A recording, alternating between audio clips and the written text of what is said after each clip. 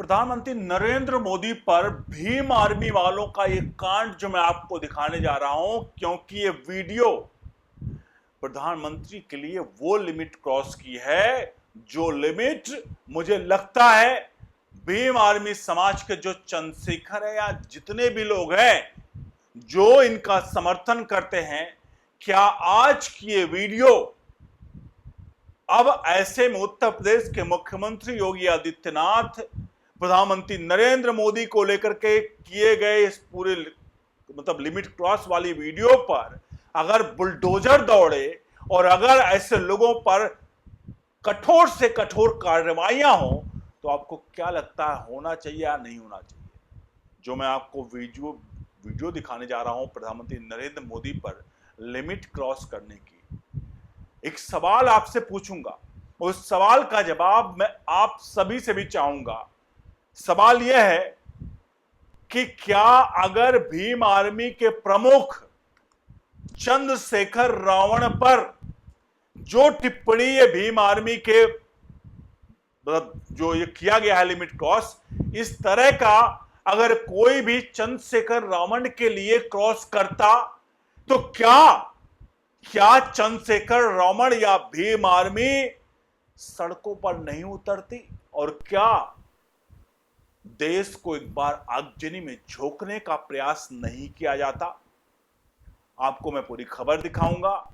अनुरोध करूंगा इस पूरे प्रकरण पर अपनी राय प्रतिक्रिया जोड़ दीजिएगा और जितना हो सके अपने हित मित्रों को जरूर पहुंचाइए और एक जवाब जरूर दीजिएगा। जवाब यह है कि क्या ये जो काम किया गया है, क्या ये आज के समाज, सभ्य समाज के लिए शोभनीय है? चलिए बढ़ते हैं पूरे मामले की तरफ। आपने देखा होगा देश भर में भीम आर्मी का उसे कोई ऐसा मौका नहीं कि वो प्रोटेस्ट करने के लिए ये मौका हो मौका।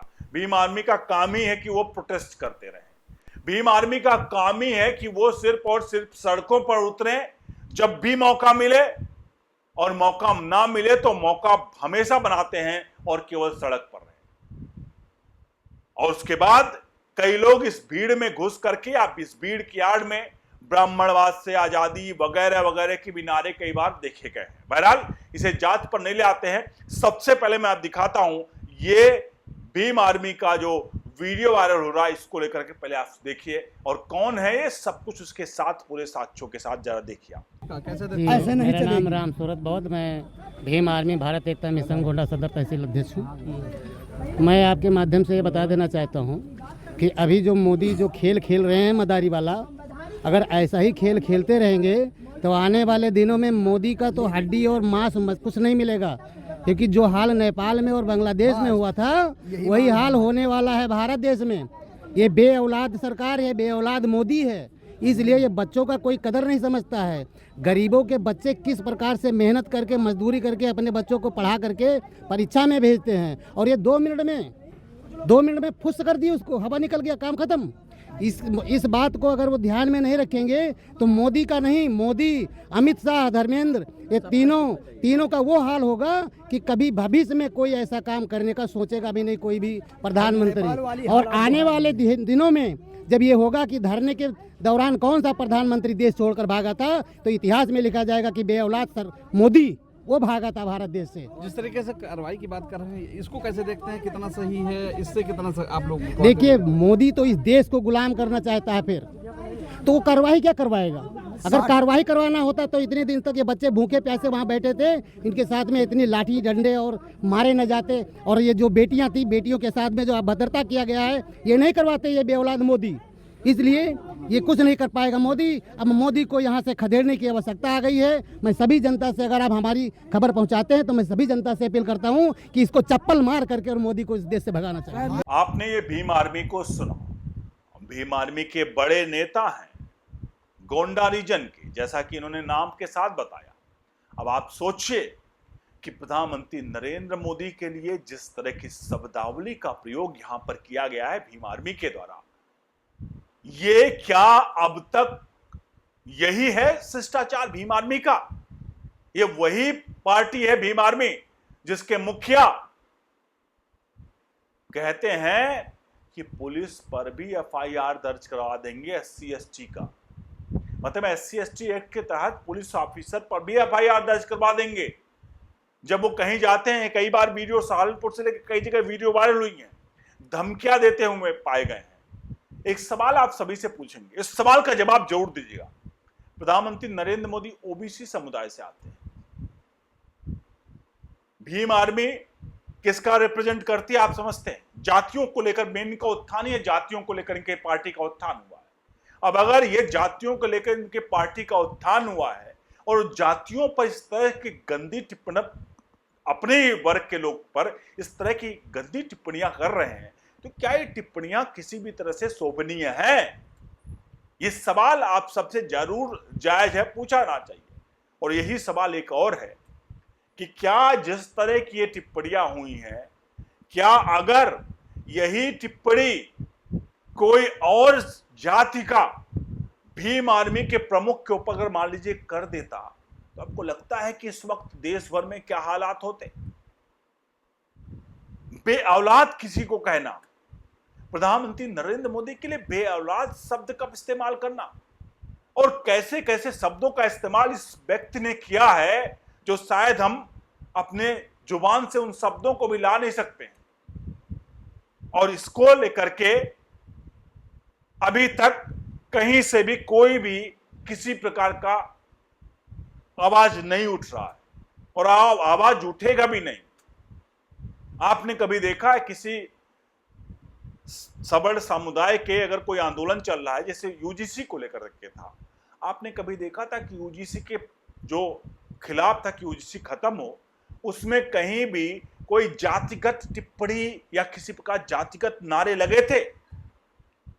कहीं भी पूरे देश में जातिगत नारे नहीं लगे। सिर्फ यही हुआ कि भाई UGC को वापस लिया जाए। ये सवर्ण जातियों के लिए एक तरह से बहुत बड़ा नुकसान करेगा। इसको लेकर के सवर्ण जातियों के कुछ लोग सड़कों पर उतरे, लेकिन कहीं भी हिंसक झड़प और किसी चीज की समय मतलब नहीं आई चीज। लेकिन इस बीच उसी UGC के पक्ष में जब जंतर मंतर से लेकर कई जगह तक प्रोटेस्ट हुए, तो कई वहां पर, अब मैं नहीं कहूंगा किस जाति, किस धर्म, किस उससे थे, लेकिन उसमें ब्राह्मणवाद से आजादी तक के नारे लगाते हैं। आप एक जात, ठीक है, मानते हैं कि किसी जात के लिए आप कुछ, ठीक है, उसको कुछ मतलब लीवरेज चाहिए, लेकिन उसके आड़ में क्या आप दूसरे को दबाते जाओगे? सवाल यह भी है, आप कहते हो कि आपको सैकड़ों वर्षों तक पानी नहीं पीने दिया गया, तो क्या एक सवाल यह है कि किसी के पुश्तों ने कोई गलत काम किया हो तो उसकी सजा उनकी आने वाली पीढ़ियों को दिया जाएगा? सवाल जब बड़ा है कि अगर कोई गलती किस पुश्त के मतलब प्रीवियस लोगों ने किया है पुश्त में, तो क्या उसका जो हर्जाना है वो आगे वाली पीढ़ियों को भुगता जाएगा? मान लीजिए आपके पिता ने मर्डर किया, ध्यान रखिएगा, आपके पिता ने किसी भी परिवार, किसी का मर्डर किया, किसी परिवार के व्यक्ति का, आपके पिता को सजा हो गई, आपके पिता अब नहीं है, तो क्या जिसकी हत्या हुई उसकी जो पीढ़ियां हैं, वंशज हैं, जिसके हत्या करने वाली पीढ़ी के वंशज को हमेशा से कल्प्रिट की नजर से देखेंगे कि ये गुनहगार है, और उसको हमेशा से हर जो उनका अगली पीढ़ी पैदा होगी उसको उठाकर जेल में डाल दिया जाएगा, उसको हत्यारा कहा जाएगा। सवाल यही है। इस सवाल का जवाब कमेंट बॉक्स में जरूर दीजिएगा और वीडियो को लाइक शेयर जरूर करेगा। प्रधानमंत्री नरेंद्र मोदी पर इस सवाल, आज जिस तरह की चीजों का टिप्पणियां की गई हैं, इस पर आपकी क्या राय है जरूर दीजिए। और अब ऐसे में उत्तर प्रदेश के मुख्यमंत्री योगी आदित्यनाथ का बुलडोजर अगर दौड़ता है, तो आप इसे किसी खास समुदाय, जाति, धर्म के नाम पर मत लीजिएगा, क्योंकि जिसने जो किया है उसको उस पर भरना पड़ेगा और उचित हर्जाना भरना पड़ेगा। और योगी आदित्यनाथ की सरकार ऐसे में बड़ी माहिर है, योगी आदित्यनाथ माहिर है। बहरहाल देखते हैं इस पूरे प्रकरण पर आगे क्या होता है। हमने जितनी चीजें थी, तथ्य थे, बातें थी, वो आपको बता दी हैं।